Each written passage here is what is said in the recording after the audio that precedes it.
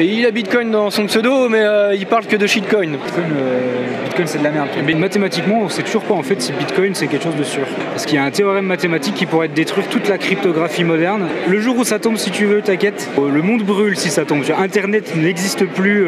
Parce qu'au départ, moi j'ai fait des études en physique. Je suis pas physicien parce que je les ai pas terminées, mais je suis expert dans rien. Et j'ai de la culture scientifique sur énormément de sujets différents. Bon, on pourrait toujours envoyer des missiles sur des satellites, hein, mais... Oui. Si demain t'as plus d'électricité en Europe, Ethereum peut devenir vulnérable, tu vois. Peut-être que Multiversix ce serait la blockchain la plus optimisée pour... Je stack quasiment pas. Et j'attends par contre le liquid stacking où là je all-in le liquid. Pour moi le rebranding est très bon, très très bon. Alors tout le monde n'est pas d'accord. C'est des interrogations qu'on a depuis des milliers d'années. Ça c'est sûr, c'est des questions qui sont travaillées depuis les Grecs. Et c'est beaucoup plus facile d'un humain d'être dirigé. On est tous des petits soldats, tu vois, mine de rien. Quand on se pose et on se dit, mais qu'est-ce que c'est tout ça ? Qu'est-ce que la volonté ? Qu'est-ce que la conscience ? Qu'est-ce que tout ça, tu vois ? Plus en fait tu feras quelque chose qui te plaît et que tu aimes faire, plus les gens en face l'aimeront. Moi ça marche comme ça. J'investis dans les cryptos pour être riche dans le futur. Paire de couilles dans le futal, ainsi soit-il. Mon bitcoin est mon... 9 personnes, bon c'est pas grave, on va commencer. Du coup je vous ai dit, je suis avec Foudre. Hello tout le monde, comment ça va ? Donc Xfoudre sur Twitter. Bon, si tu te représentes, on peut dire que tu fais quoi ? Voilà. Alors, je fais pas mal d'analyses sur Twitter, que ce soit des analyses de projets ou des recherches on-chain sur vraiment de l'investigation. Là dernièrement, j'ai traité des projets qui faisaient du wash trading et des choses pas très jolies sur le DEX. Et sinon, je suis CMO chez Coat, donc Chief Marketing Officer chez Coat depuis 4 mois maintenant, depuis décembre, juste après les ISD. Et donc je gère tout ce qui est partie partenariat, toute la partie communication, les échanges avec les admins, la communauté, tout ça. Et pas mal d'activités. Et aussi du coup, tout à l'heure tu parlais du JDC, du journal du coin. Du coup je parlais du JDC, donc j'écris des articles là-bas. J'ai fait une grosse série d'articles en janvier et en février sur la cryptographie, qui est que mathématiquement on sait toujours pas en fait si Bitcoin c'est quelque chose de sûr. Parce qu'il y a un théorème mathématique qui pourrait détruire toute la cryptographie moderne. Donc le jour où ça tombe, si tu veux, t'inquiète, il y aura plus grave que nos bagues que nos bagues en crypto. Le monde brûle si ça tombe. Internet n'existe plus. T'es assez passionné par les sciences. Ouais, parce qu'au départ, moi, j'ai fait des études en physique. Je suis pas physicien parce que je les ai pas terminées, mais... Alors moi, par exemple, les probas et tout, j'ai dû en faire, genre à la fac, mais c'est vraiment pas le truc que je kiffais. Les lois de Poisson, les lois de Student, machin et tout ça, les matrices et tout ça. J'ai dû à un moment passer par là, mais je ne kiffais pas du tout. Mais toi tu kiffes ça apparemment. Ah ouais, moi la partie maths, moi j'ai fait ça me manque aujourd'hui, tu vois. Ah oui. Ah ouais, c'est pour ça que je vais souvent fouiller dans des sujets de cet ordre là. C'est parce que je me dis putain, la fac ça manque un peu des fois, tu vois. Moi c'est pas du tout mon truc. Bon, j'ai fait une licence d'économie gestion et après master marketing et communication. Mais c'était pas trop mon kiff. Du coup, toi, t'as fait des études d'astrophysique, c'est ça ? Alors, astrophysique, en fait, ça va être une spécialité que tu vas choisir plus tard dans ton cursus, si tu veux. Et après, je voulais me spécialiser dans l'astrophysique, mais j'ai lâché au bout de 3 ans parce que je voyais pas où j'allais au niveau des débouchés. Après avoir arrêté ces études-là, j'ai fait des études en ingénierie plutôt, qui t'amène plus à bosser dans tout ce qui est l'horlogerie, tout ça. Au niveau des mouvements, de la construction des mouvements, la modélisation des mouvements en 3D, tout ça. C'est pendant ma 2e année, quand le Covid est tombé, que j'ai commencé vraiment à entendre parler de la blockchain et des cryptos. Et c'est à ce moment-là que je me suis vraiment intéressé en fait. Et du coup, j'ai l'impression que t'aimes bien mesurer, t'aimes bien pouvoir te représenter les choses, parce que c'est un peu aussi ça, l'astrophysique, c'est un petit peu essayer de comprendre et mesurer où t'es, qu'est-ce qui se passe. C'est ça, t'approprier de visualisation en fait. T'approprier l'environnement, c'est une manière de s'approprier l'environnement. Ouais, exactement. Ouais, savoir du coup, comment fonctionne. C'est bien aussi ta façon de faire, l'analyse on-chain, ta manière de diguer, ta manière de comprendre un projet, comment il fonctionne. Ouais, c'est assez basé sur... Et c'est une spécialité que tu as par rapport à... une espèce de rigueur scientifique, tu vois, que j'ai envie d'avoir quand j'analyse un projet. C'est pour ça que, par exemple, dans toutes mes analyses de projets que je fais, la première chose que je fais, c'est j'analyse le marché aujourd'hui, tu vois. Par exemple, là j'ai fait Globiz il n'y a pas longtemps, c'était la semaine dernière je crois. Airbnb de la blockchain. C'est ça, un Airbnb, et eux ils veulent aussi avoir leur propre propriété qu'ils louent sur leur plateforme. Et le premier paragraphe de mon thread, avant même de parler du projet, c'est est-ce que déjà c'est viable, tu vois. Et en fait, premier truc, c'est j'ai regardé déjà est-ce que Airbnb c'est quelque chose qui grandit encore aujourd'hui, parce que c'est quand même quelque chose qui est très bien implanté quand même maintenant en 2022, mais est-ce que ça croît toujours? Donc je regarde, tu vois, est-ce qu'il y a toujours de la place, est-ce qu'il y a un marché? J'essaie de regarder des fois des rapports de l'INSEE, des trucs comme ça.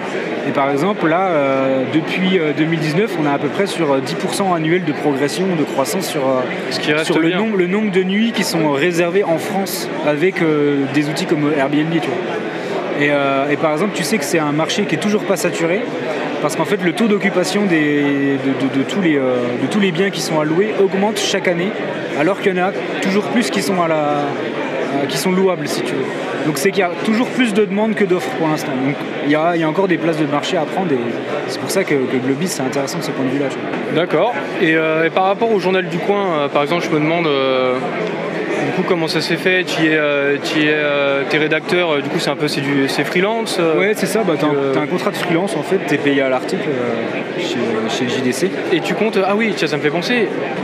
Ça peut être un sujet intéressant. J'ai vu ça. T'as vu ça aussi, Columbia Stacking. Oui. Qui parlait du fait que Multiversix ce serait une blockchain assez optimisée pour pouvoir se connecter via Starlink. Ouais, c'est ça. Apparemment, ça serait les seuls. Alors, j'ai plus les détails en tête parce que c'était. Et tu feras peut-être un article ou pas?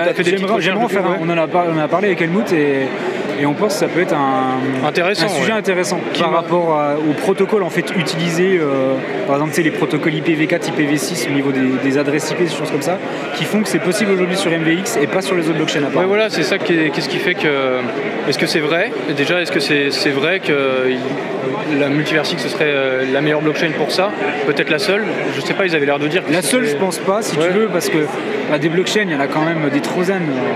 On les connaît pas toutes, tu vois, mais il y en a quand même pas mal. Ouais, ça te permet de voir déjà aussi comprendre quelque chose de technique par rapport au nœud, comment il fonctionne. Et là, c'est vraiment par rapport à tout ce qui va être. Alors, pas au niveau débit, parce qu'au niveau de débit, on est à peu près pas identique sur toutes les blockchains, à part peut-être Solana, qui demande carrément des data centers pour faire tourner des nœuds. Ce qui est un gros problème d'ailleurs sur Solana, c'est l'accessibilité des nœuds. Alors que sur MVX, un bon PC, ça tourne, tu vois. Le mieux, ça reste quand même Bitcoin. Bitcoin, tu branches un petit Raspberry Pi, tu pourrais faire tourner un nœud sur ton portable, tu vois, logiquement. Un nœud Bitcoin sur ton portable, ça tourne.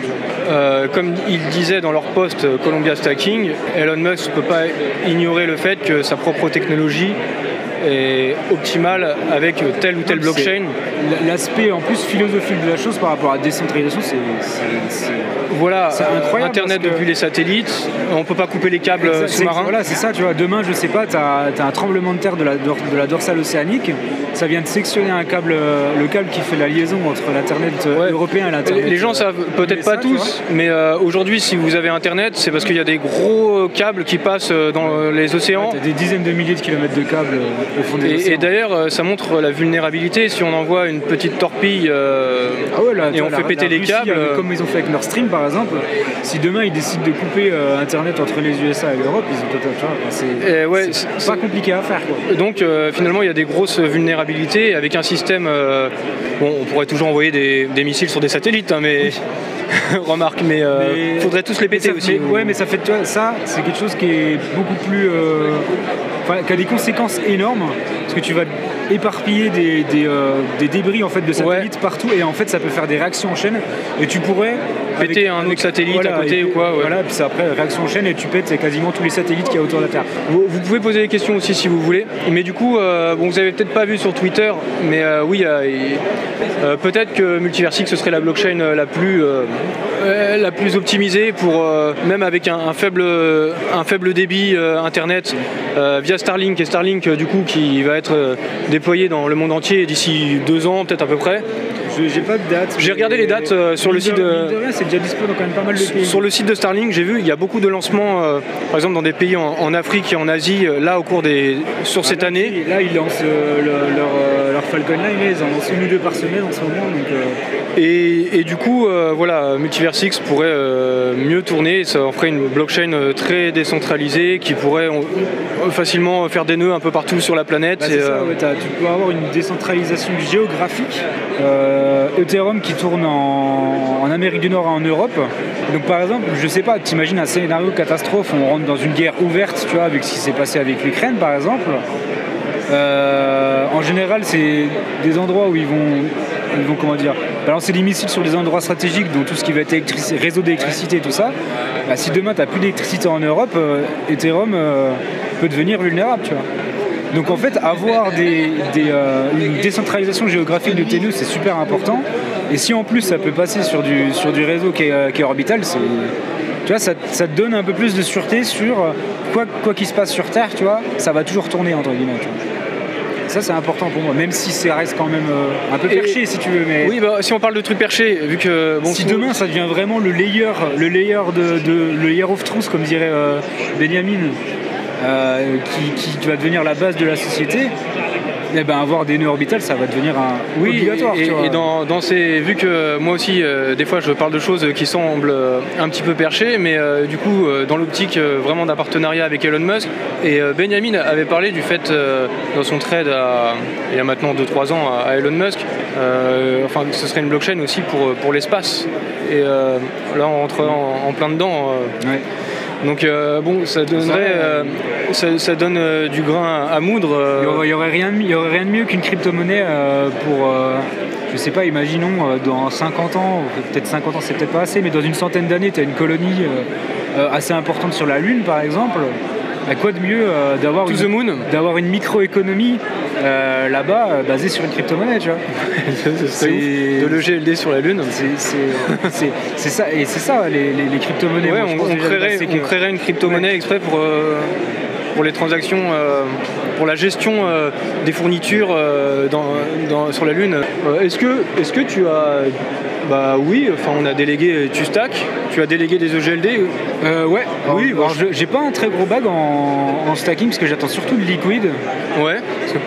Moi j'aime garder, si tu veux, de la vélocité, de la possibilité de vélocité par rapport à mes fonds, ce qui ne permet pas avec le stacking parce que tu vas avoir 10 jours de destacking, tu vois. Ouais. Et par exemple là quand il y a eu le DPEG de l'USDC, donc à ce moment-là j'avais rien en stacking. Et en fait, j'ai pu faire un all-in sur de l'arbitrage et j'ai fait plus de 25% dans la nuit, tu vois. Et ça, j'aurais eu 90% comme la plupart des gens en stacking, juste avec quelques EGLD à côté, tu vois, au cas où pour rentrer sur une pré-sale ou rentrer sur un NFT comme ça. Bah ça, c'est un truc, tu t'en mords les doigts parce que du coup, t'es passé à côté, quoi. Et au final, ben, tu vois, bah là, j'ai fait 2 ans de stacking en une soirée, quoi. Tu vois. Vrai. Et des événements comme ça, tu peux raisonnablement penser que tu peux en avoir une fois par an, 1 ou 2 fois par an, tu vois. Ou même, tu vois, à un moment faire un peu de trading, commencer à vendre un peu, tu vois, même trading long terme, je parle pas du trading actif ou avec des leviers, tu vois. Si tu es assez actif avec tes EGLD, tu auras sûrement de grandes chances, si tu veux, de super-former en fait le stacking que tu aurais pu faire avec. Je stack quasiment pas. Et j'attends par contre le liquid stacking où là je all-in le liquid. Avec Atom Protocol. Ouais. Et là après, bah, tu auras vraiment plein de possibilités pour rentrer. Et je pense que tu auras même aussi des projets qui vont se lancer en pré-sale, en faisant des pré-sales qui acceptent du SEGLD ou du XEGLD par exemple. Tu vois. En fait, pour moi, MVX, on a une grosse communauté qui n'a pas vu ce qui se faisait ailleurs. C'est un truc un peu que je remarque parce que vu que je catalyse beaucoup de commentaires à droite à gauche et des remarques de gens, les impressions de la communauté, je vois qu'en fait il y a beaucoup de monde qui ont été onboardés dans le monde des cryptos et la blockchain en arrivant directement sur Multiversix. Justement, ils savent pas forcément comment ça se passe ailleurs. Ouais, exactement. Et des fois il y a des remarques où les gens se plaignent un peu, trouvent des choses compliquées. Mais j'ai l'impression que c'est aussi parce qu'ils ne savent pas comment ça se passe ailleurs. Ouais. Et ailleurs, c'est beaucoup plus compliqué encore. Par exemple, on a eu beaucoup cette critique avec le DEX. Ouais. Que le DEX était devenu une usine à gaz. Mais alors, déjà, j'ai vu beaucoup de personnes dire c'est pas comme ça qu'on va onboarder des gens sur de la DeFi. Mais onboarder des gens sur de la DeFi, c'est une illusion pour moi. C'est que tu ne feras jamais rentrer personne qui n'a pas des connaissances assez profondes de ce qu'est les cryptos et à quoi ça sert pour aller faire du liquidity mining par exemple.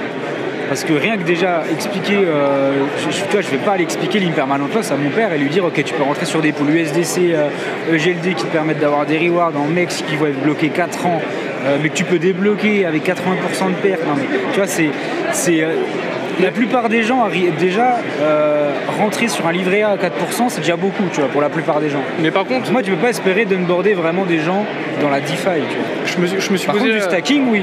Mais je me suis posé la question, en fait, en me disant, via le hub de Xportal, on pourra accéder facilement à des applications comme Atom Protocol. Est-ce qu'il n'y a pas des gens qui vont le faire, mais sans savoir ce qu'ils font? C'est ça, c'est aussi un problème, parce que ils vont pas comprendre.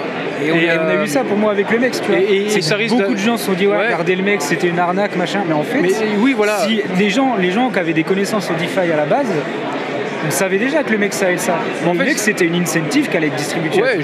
J'en parlais hier en live avec aussi. Le bear market qui arrivait, tu vois. Mais en fait, oui, le programme était établi sur un an sur la libération des tokens avec le farming. Et du coup, on savait en fait qu'il y aurait une très très forte inflation pendant un an. On savait qu'à ce moment-là, il n'y avait pas d'utilité particulière. Et je vois beaucoup de gens qui parlent d'arnaque ou de scam. C'est pas un scam, c'était la proposition de base. C'était transparent et le but c'était de faire en sorte que le token soit dans le plus de wallets possible, je pense, qu'il soit distribué. Oui, c'était vraiment de le distribuer largement dans la communauté. Et c'est là le problème. C'était pas un token d'investissement, quoi. Tu vois, t'as le LKMX qui est arrivé. Dans la tête des gens qui n'ont pas ces connaissances-là, ils se disent ok, ça multiplie par 4 ou 5 mes rewards, donc forcément c'est une bonne idée. Pas vraiment en fait. Ouais. Ou alors faut avoir une stratégie derrière qui est du coup, si tu multiplies par 4 tes rewards, mais par contre que tu pouvais les vendre à 1 pour 1,6 ou 1 pour 1,8 quand il y avait encore le Local Mate Exchange là, et là tu avais une stratégie qui était solide parce que tu multipliais par 4 ou 5 tes rewards et par contre tu les revendais 2 fois moins cher que les mecs, donc du coup tu faisais quand même 2 fois plus de rewards que sur les pools normales. Il y en a beaucoup qui en ont bien profité. Les gens qui ont le plus profité, c'est ceux qui ont fait cette stratégie là. Pendant des mois, ils ont farmé en LKMX et ils ont dump le LKMX, alors forcément à un taux plus faible, mais à la fin, 6 mois après, t'es largement rentable. Voilà. Est-ce que vous voulez parler de sujet ou est-ce que vous avez des questions sur n'importe quel sujet, sur Multiversix, sur la crypto en général, sur la vie? On peut philosopher aussi. L'insignifiance de la vie et est-ce que le temps existe ou non? Finalement, est-ce qu'on n'est pas déjà plus là où on ne l'a jamais été? Je commence à partir. Jean-Claude Van Damme. Posez des questions sur Cowot aussi si jamais vous en avez. J'ai peur que ce rebranding soit foireux. Ouais, il y a des craintes autour du rebranding. Après, pour moi le rebranding est très bon, très très bon. Alors tout le monde n'est pas d'accord, mais peut-être parce que tu as un point de vue scientifique. Tiens, je pourrais oui, alors c'est sûr que forcément le lore qu'ils sont en train de construire m'attire de fou. Tu vois. Lore? Ouais, il y a un lore maintenant, il y a une histoire, il y a. Tu vois, c'est par exemple... Je connais pas ce terme. Ah, tu connais pas le terme. Le lore, c'est... Par exemple, si je te parle du lore du Seigneur des Anneaux, ça va être ce qu'il y a derrière les films, tu vois, ça va être toutes les histoires annexes. Comment ça va être la mythologie, si tu veux. Ouais. Tu vois. Donc là, on a... Le décor, bâtir un univers, quoi. Ouais, c'est ça, voilà, ton propre univers. Donc là, on a ce The Power of X. Benjamin a dit que c'était le moment, et l'internationalisation, avec le Global Rich Tour là va commencer. Il va y avoir des hackathons qui vont se multiplier. Ils vont faire le tour de pas mal de pays. Ils vont aller je crois en Allemagne, en Italie, tout ça. Et puis les États-Unis, ça fait partie des cibles. Donc ça devrait commencer cette année. Il y avait une période où Benjamin il avait parlé d'une théorie.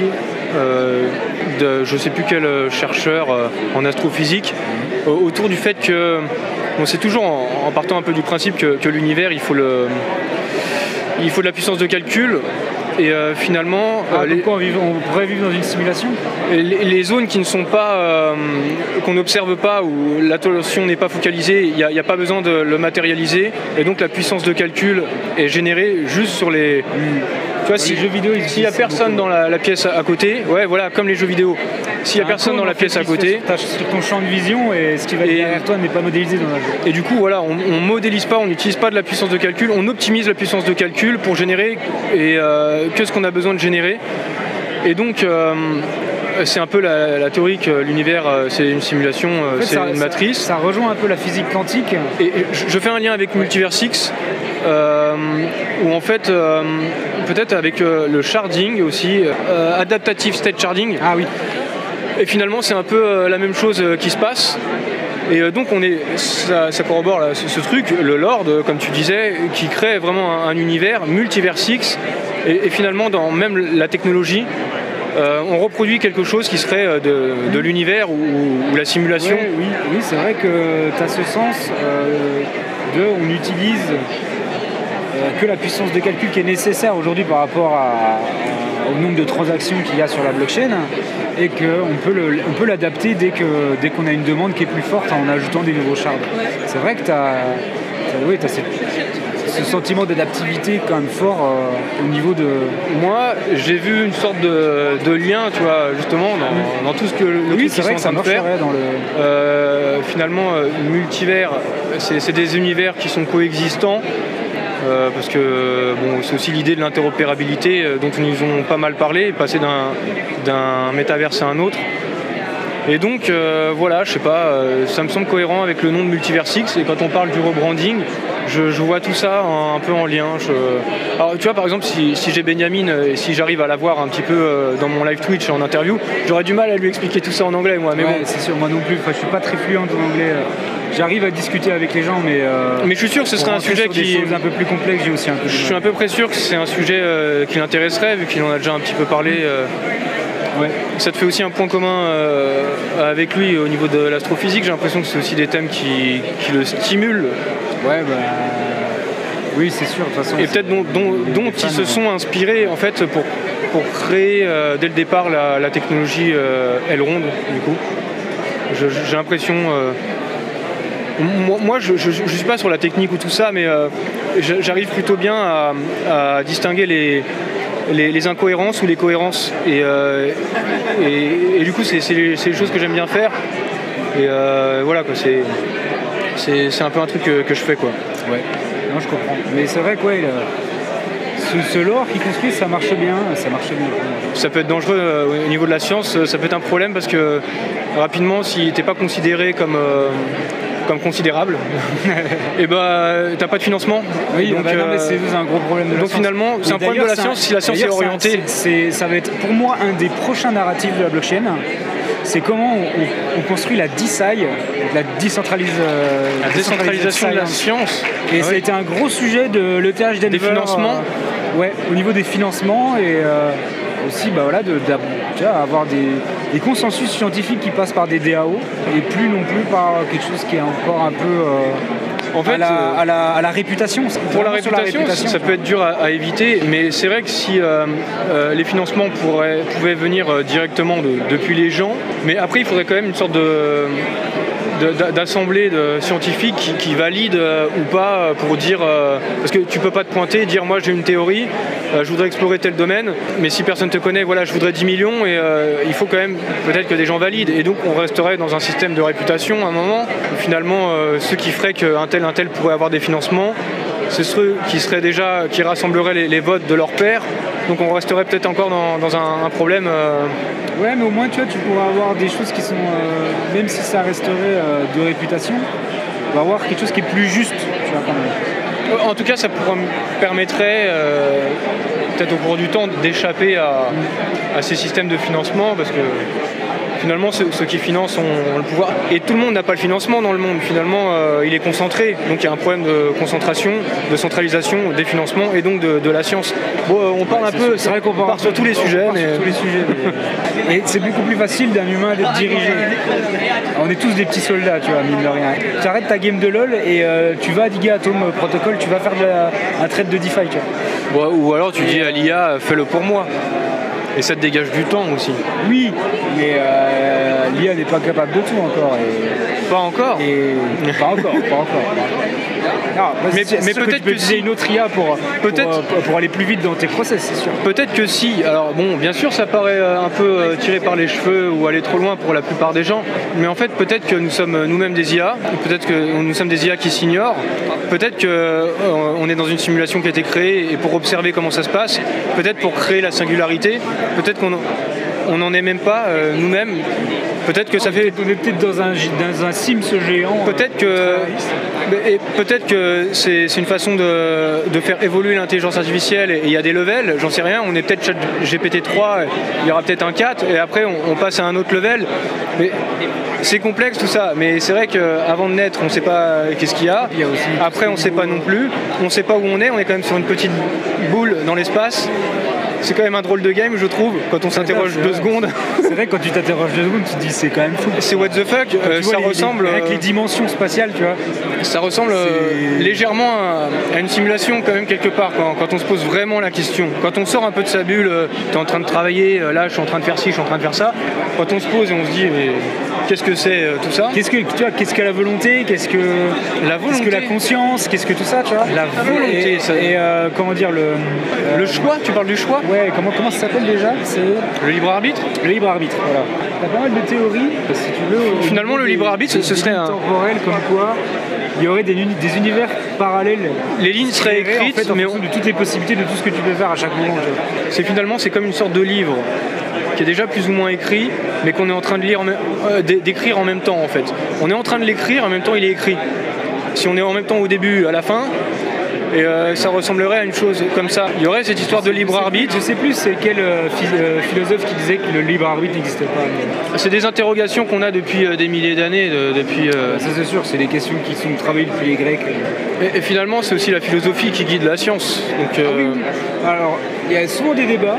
Est-ce que le premier layer scientifique, est-ce que c'est les maths ou la philosophie ? Les gens sont pas souvent d'accord dessus. J'aurais presque envie de dire que c'est la philosophie même avant les maths. Mais je pense que c'est d'abord la philosophie parce qu'avant de savoir compter, tu sais penser. Ouais. Sauf si la pensée, c'est effectivement le résultat de calcul et que tu as une intelligence artificielle. Par contre, là tu pars sur du bayésianisme. Du bayésianisme. En fait, c'est un système de probabilité où en fait, pour faire une prédiction, tu dois exprimer un avis. Pour que ton système prédictif marche, tu dois poser ton avis. Faire déjà, dire ok, moi je pense que c'est ça. Parce que ton avis est une donnée. Est une donnée en fait qui te permet après de construire ton. Mais c'est une donnée biaisée du coup, c'est une donnée biaisée. C'est une donnée biaisée, ouais. Et ça marche comme ça en fait le bayésianisme. C'est des trucs, là vous y comprenez rien parce que ça veut rien dire ce que je dis, mais le bayésianisme c'est super intéressant mathématiquement et philosophiquement. C'est vrai que là on part dans des trucs très... Je sais pas pourquoi on est parti aussi loin. Très pointus, mais... Si vous voulez apprendre un peu toutes ces choses-là, essayez de comprendre Science for All sur YouTube, un mathématicien de l'EPFL qui fait de la vulgarisation de ces sujets-là. C'est une particularité, des fois on me dit pourquoi c'est pas mon EGLD et mon couteau. Bon déjà le jeu de mots ne marche plus. Oui. Ou alors il y a des bitcoin maximalistes qui vont dire il a bitcoin dans son pseudo mais il parle que de shitcoin.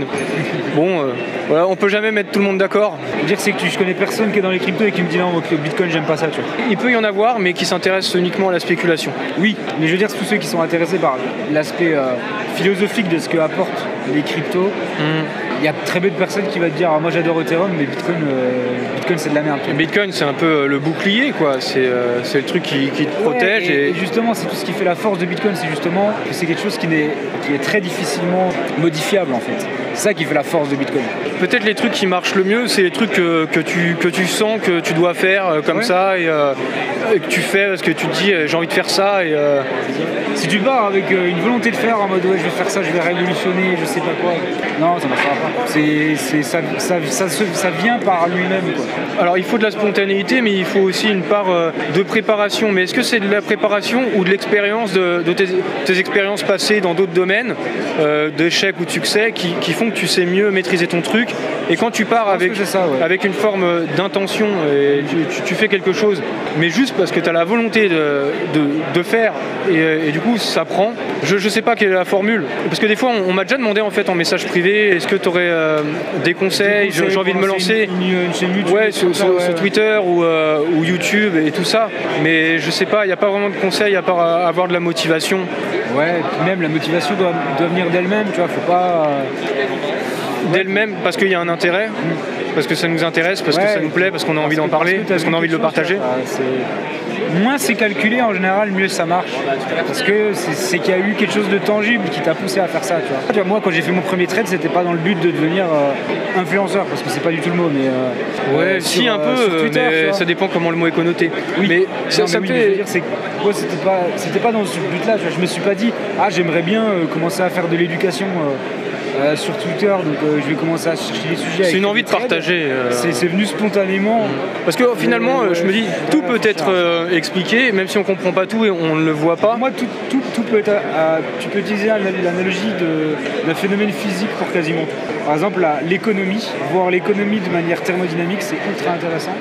Et ça t'apprend énormément de choses. Ah oui, c'est très bien quand on peut être pluridisciplinaire et finalement quand tu as des compétences dans un truc, tu vois des liens, tu peux l'utiliser. Ouais, tu vois des liens du coup, tu te mets à avoir des liens.